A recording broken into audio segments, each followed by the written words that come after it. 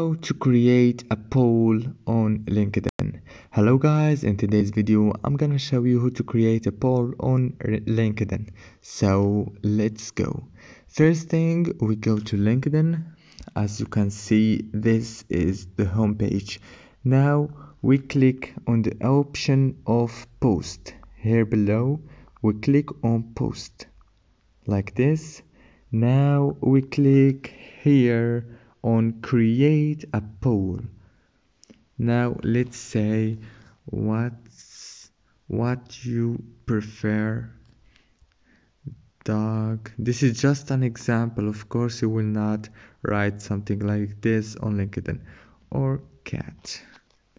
And now you choose the poll duration, 3 days, 1 day or 2 weeks, and then click done and it will post. And that's it for today's video guys. Don't forget to like and subscribe for more videos. Thank you.